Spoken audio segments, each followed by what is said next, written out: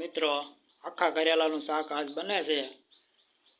આંધણ મૂકી દીધું છે અને કારેલા મીઠાવાળા કરી અને આંધણમાં મૂકી દેવાના છે। બફાઈ ગયા, હવે આમાં મસાલો ભરવાનો બાકી છે।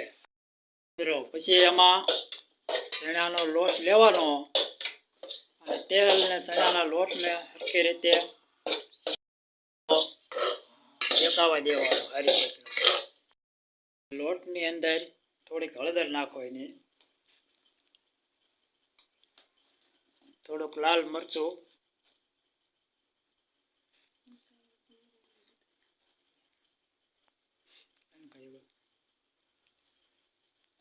પછી મીઠું નાખવાનું અને પછી બરોબર મિક્સ તેલ નાખી અને મિક્સ કરવાનું,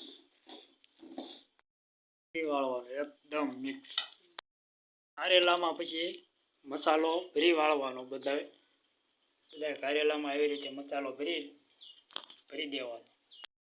2-3 પાવડા તેલના નાખવાના, કારેલા તેલમાં નાખી ઘડીક ચડવા દેવાના। શાક થઈ ગયું તૈયાર, જોઈ જવો, આવું શાક બની ગયું।